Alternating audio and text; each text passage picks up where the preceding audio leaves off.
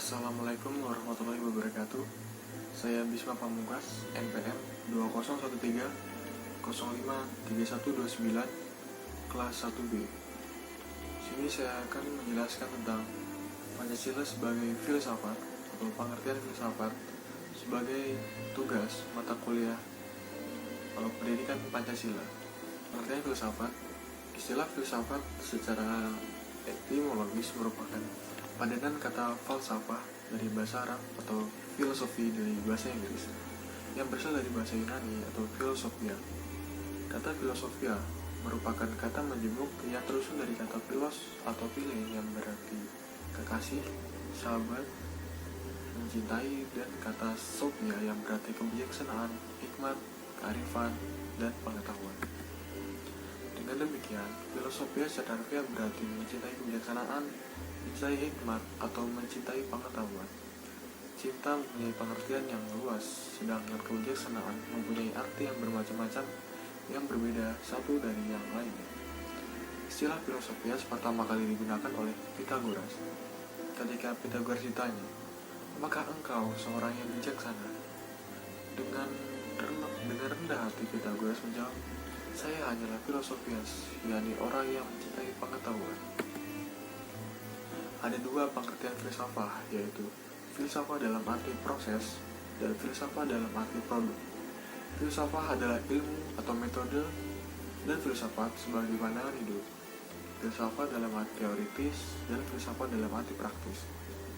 Pancasila dapat digolongkan sebagai filsafat arti produk, sebagai pandangan hidup, dan dalam arti praktis.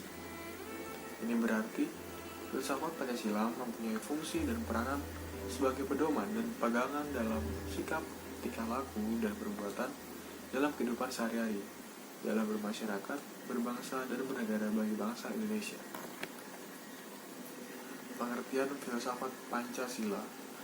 Pancasila sebagai filsafat mengandung pandangan dan pemikiran yang dapat menjadi substansi dan pembentukan ideologi Pancasila. Filsafat Pancasila dapat didefinisikan secara ringkas sebagai refleksi kritis dan tentang Pancasila sebagai dasar negara dan kenyataan budaya bangsa dengan tujuan untuk mendapatkan pokok-pokok pengertiannya yang mendasar dan menyeluruh. Pancasila dinyatakan sebagai filsafat karena Pancasila merupakan hasil perenungan jiwa yang mendalam dan dilakukan oleh the founding father kita, yang dituangkan dalam suatu sistem atau yang bisa disebut Ruslan Abdul Ghani.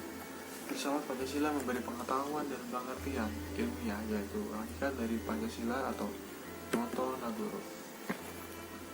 Pancasila sebagai sistem suatu filsafat. Pembahasan mengenai Pancasila sebagai sistem filsafat dapat dilakukan dengan cara deduktif dan induktif.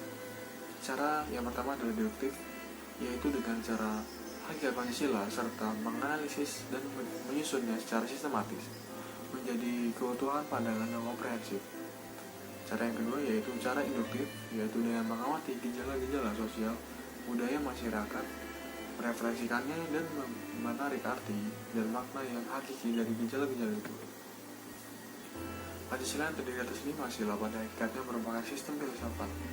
Yang dimaksud sistem adalah suatu kesatuan bagian-bagian yang saling berhubungan, saling bekerja sama untuk tujuan tertentu, dan secara keseluruhan merupakan suatu kesatuan yang utuh. Sila-sila Pancasila yang merupakan sistem filsafat pada hakikatnya merupakan suatu kesatuan organis. Artinya, antara sila-sila Pancasila itu saling berkaitan, saling berhubungan, bukan saling mengkualifikasikan pemikiran dasar yang terkandung dalam Pancasila, yaitu pemikiran tentang manusia yang hubungan dengan Tuhan, dengan diri sendiri, dengan sesama, dan masyarakat. Bangsa nilai-nilai itu dimiliki oleh bangsa Indonesia. Dengan ciri sistem filsafat Pancasila itu antara lain: 1. Sila-sila Pancasila merupakan suatu kesatuan sistem yang bulat dan utuh. Dengan kata lain, apabila tidak bulat dan utuh, atau satu sila dengan sila lain yang terpisah-pisah, maka itu bukan Pancasila. Yang kedua, ada susunan Pancasila dengan suatu sistem yang bulat dan utuh itu dapat digambarkan sebagai berikut. Inti sila-sila Pancasila meliputi: 1. satu ketuhanan Tuhan yang yaitu sebagai kausa prima. Kedua ada manusia, yaitu makhluk individu dan makhluk sosial. Yang ketiga satu, yaitu kesatuan memiliki kepribadian sendiri. Empat, rakyat, yaitu unsur mutlak negara yang harus bekerja dan bekerjasama dan gotong royong. Lima, adil, yaitu memberi keadilan kepada diri sendiri dan orang lain yang menjaga haknya. Membahas Pancasila sebagai filsafat berarti mengungkapkan konsep-konsep kebenaran Pancasila yang bukan saja ditujukan kepada bangsa Indonesia, melainkan juga pada manusia pada umumnya. Wawasan filsafat meliputi bidang atau aspek penyelidikan ontologi, epistemologi, dan aksiologi. Ketika bidang tersebut dapat dianggap mencakup kemestaan. Demikian yang bisa saya sampaikan.